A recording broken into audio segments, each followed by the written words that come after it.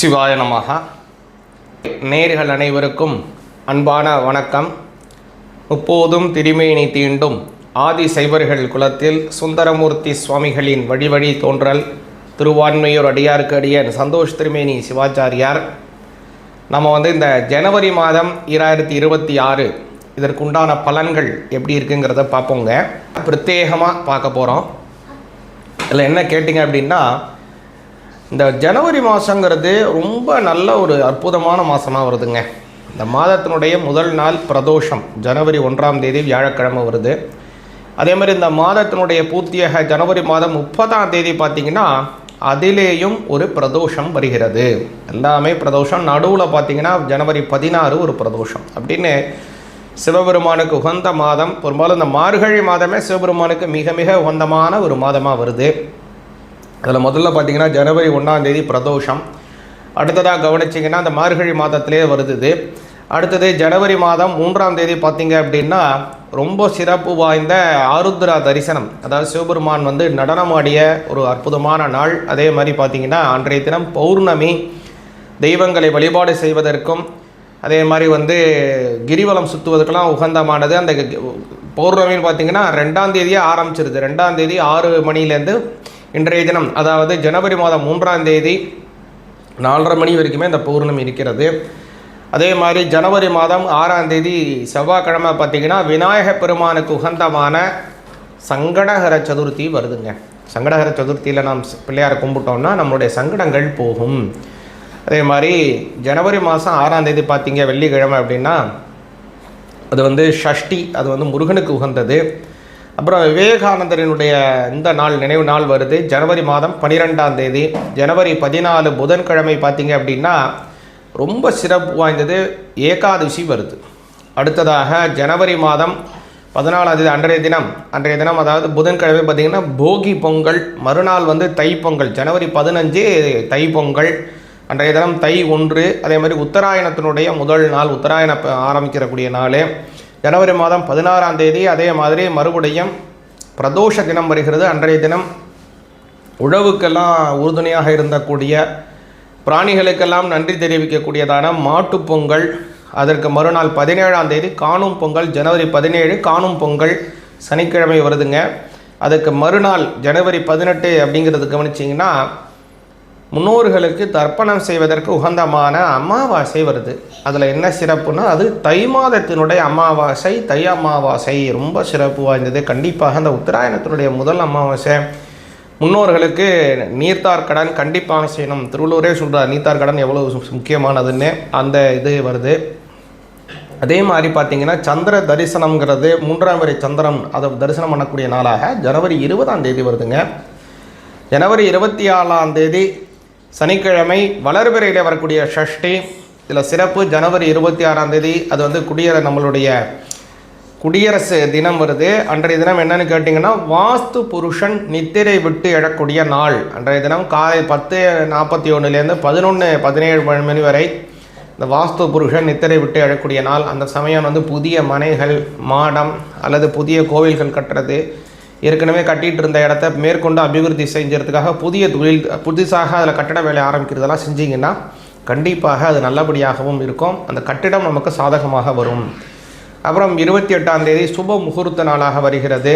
மறுபடியும் 27ஆம் தேதி ஏகாதசி. திரும்பியும் 30ஆம் தேதி பார்த்திங்கன்னா அன்றைய தினம் காந்தி வீரனுடைய நினைவு நாள். மேலும் அன்றைய தினம் ரொம்ப சிறப்பு வாய்ந்தது இந்த சிவபெருமானுக்கு உகந்தமான பிரதோஷ தினம் வருதுங்க. வளர்பிறையில் வரக்கூடியதான பிரதோஷ தினம், தை பாதத்தில் வரக்கூடிய பிரதோஷம் ரொம்ப சிறப்பு. இது மாதிரி இந்த தினங்கள் எல்லாமே சிவபெருமானுக்கு உகந்த தினங்கள், எல்லா தெய்வங்களுக்கு உகந்த தினங்கள் வரக்கூடிய நாளாக ஜனவரி மாதம் வருது. இந்த மாதம் உங்களுக்கு உண்டான பலன் எப்படி இருக்குங்கிறத, இந்த 12 ராசிகளுக்கும் என்னென்ன மாதிரியான சிறப்புகள், எந்த சாமி கும்பிடணுங்கிறத கொஞ்சம் தெளிவாக பார்ப்போம். சிவாய நமக. கன்னி ராசிக்கு இந்த ஜனவரி மாதம் 2026 எப்படி இருக்குங்கிறத பார்ப்போம். கன்னிராசிக்கு பார்த்தோம் அப்படின்னா இந்த மாதம் மிக மிக ரொம்ப அற்புதமான மாதமாக இருக்கிறது. கேந்திர பலம் அதிகரிக்குது. அது என்ன கேந்திரம் அப்படின்னா 1, அதுலேருந்து 4, அதுலேருந்து அப்புறம் பார்த்திங்கன்னா 7, அடுத்தது 10. இதுதான் கேந்திரம்னு பேர். இந்த கேந்திரத்திற்குள்ளே ஒரு நட்சத்திரம் வருதுன்னு வச்சுப்போம். இப்போ வந்து மாகேந்திரம்னு சொல்லுவாங்க, பொருத்தம் பார்க்கணுங்கிறப்ப மாகேந்திர பொருத்தம் இருக்கான்னு கேட்பாங்க. எதுக்குன்னா குழந்தை பாக்கியம் எப்போ கிடைக்குங்கிறத வச்சு சொல்கிறது. பெண்ணின் நட்சத்திரத்திலேருந்து 1, 4, 7, 10, 13, 16, 19 இந்த மாதிரி அந்த அந்த மடங்கு 4 நாளாக அப்படியே கேப்பில் வருது பாருங்கள். இதுக்குத்தான் என்ன வரும்னா கேந்திரம் பொருந்தும். அந்த கேந்திர பொருத்தம் இருந்ததுன்னா தான் அவங்களுக்கு குழந்தை பாக்கியம் கிடைக்கும். அப்போ மாகேந்திர பொருத்தம் இல்லைன்னா குழந்தையே பிறக்காதான்னு நினைக்காதீங்க. குழந்தை பிறக்கிறதுக்கான பாக்கியம் கண்டிப்பாக இருக்குமா இல்லையாங்கிறது ஜாதகத்தை பார்த்து தான் சொல்ல முடியும். ஆனால் இதில் மாகேந்திர பொருத்தம் இருந்ததுன்னா கல்யாணம் ஆன உடனே கண்டிப்பாக குழந்தை உண்டுங்கிறத 100% சொல்லலாம். இப்போது இதில் இப்போ கேந்திரம் வருது, இது என்னங்க நல்லன்மை கொடுக்கும்னா குழந்தை இல்லாதவங்களுக்கு குழந்தை பாக்கியத்தை உண்டாக்கும் முதல்ல. அடுத்ததாக கவனிச்சிங்கன்னா இதில் இன்னொரு கூடுதல் விஷயம், அந்த கேந்திர யோகம் உண்டாகிறதுனால 4, 10ங்கிற இடம், அப்புறம் 1, 7ங்கிற இடம், இது ரெண்டும் ஒரு எக்ஸ் மாதிரி வரும். இந்த இப்படி வரும், இந்த இப்படி போட்டிங்கன்னா இப்போ இந்த இடத்துல இருக்கக்கூடிய கிரகங்களினுடைய ஆதிக்கம் எல்லாமே பரிவர்த்தனையும் ஆகுது. இந்த புதன் குரு அவ்வளோதான். உங்கள் ராசிநாதன் உங்களுடைய 10ஆம் அதிபதி புதன், உங்களுடைய 4ஆம் அதிபதி உங்களுடைய 7ஆம் அதிபதி குரு. இந்த 2 பேரும் பரிவர்த்தனை பண்ணிக்கிறாங்க. உன் வீட்டில் நான் உட்காந்துருக்கிறேன், என் வீட்டில் நீ உட்காந்துக்கோ. அப்போ ஆட்டோமேட்டிக்காக அவங்களுக்குள்ள ஒரு அக்ரிமெண்ட் என்ன ஆகிடும், சீக்ரெட்டாகவே என்ன ஆகிடும், உன் வேலையை நான் பர்ஃபெக்டாக பண்ணுறேன், நீனும் என்ன பண்ணிடணும், என் வேலையை நீனும் பர்ஃபெக்டாக பண்ணிடணும் அப்படிங்கிறதான ஒரு அக்ரிமெண்ட் அவங்களுக்குள்ளே ஏற்பட்டுடும். தானாகவே வந்துடும். என்னென்னா என் வேலையை உன் வேலையை நான் கரெக்டாக செஞ்சால் தான் எனக்கு கரெக்டாக வேலை நடக்குங்கிறது அவங்களுக்கு புரிஞ்சிடும். அதனால தான் பரிவர்த்தனை இன்னொரு இடத்திற்குடைய கிரகம் இன்னொரு இடத்துல அப்படி பரிவர்த்தனை செய்து கொண்டது அப்படின்னா அந்த இருவேளையும் மிக மிக கச்சிதமாக நடக்கும். அதனால் இங்கே என்னங்க வேலை நடக்குது கன்னிராசிக்குன்னு பார்த்தீங்கன்னா 4ம் நடக்குது, 10ம் நடக்குது. இந்த 4, 10 என்னன்னா சொந்த வீடு இல்லாதவங்களுக்கு சொந்த வீடு அமைப்பு உண்டாகும். 1 அது மட்டும் தானா, அது மட்டும் அல்ல, 10ஆம் இடங்கிறதுனால ஜீவனஸ்தானம் வலிமையாகணும். 10ல் ஒரு பாவியாவது இருக்கணுங்கம்பாங்க. ஏன் அப்படி சொல்கிறாங்க அப்படின்னா 10ல் இருக்கக்கூடிய கிரகம் எதுவாக இருந்தாலும் அது நன்மையை செய்யும். அது எப்படியான நன்மையை செய்யுங்கிறது அடுத்தது. அது வேலை வாய்ப்பை உருவாக்கும்.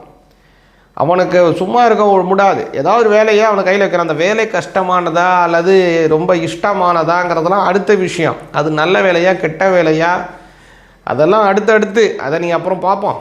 ஆனால் வேலை இருக்குல்ல, உத்தியோகம் புருஷ லட்சணம். உத்தியோகம் இல்லாதவனே புருஷனாக இருக்க முடியாதுன்னு சொல்லுவாங்க. அதனால் உத்தியோகம் புருஷ லட்சணம். அந்த லட்சணத்தை கொடுப்பதுனாலே 10ஆம் இடம் ரொம்ப முக்கியம். அதனால் இப்போ கவனிச்சிங்கன்னா அதில் 10ல் வந்து உங்களுக்கு குரு போகிறாரு. இல்லை பரிவர்த்தனையுடன் போகிறதுனால மனசுக்கு பிடிச்ச வேலை அமையும். மனசுக்கு பிடிக்காத வேலை ஏதாவது செஞ்சுட்டு இருக்கீங்க, சம்பளம் கம்மியாக இருக்குது, இல்லை இது மனசுக்கு பிடிச்சிருக்கு, இதை விட பிடிச்ச வேலை கிடைக்குமானா இதை விட பிடிச்ச வேலை கிடைக்கும் உங்களுக்கு. அவ்வளோதான். இதுக்கு ஏதாவது பேப்பர் போட்டு நல்லபடியாக இன்னொரு நல்ல இடத்துக்கு போகக்கூடிய ஒரு மாறக்கூடிய வாய்ப்பையும் உண்டாக்கும். அதனால் ஒரு நல்ல பலன் உங்களுக்கு உண்டு. கன்னிராசிக்காரங்களுக்கு முக்கியமாக இந்த சமயத்தில் நீங்கள் செய்வது அம்பாளை கும்பிடுங்க. இந்த மாதத்தில் தை வெள்ளிக்கிழமை வருது, வெள்ளிக்கிழமை அம்பாளை கும்பிட்டு வாங்க, நல்ல பலன் கிடைக்கும். சிவாய நமः.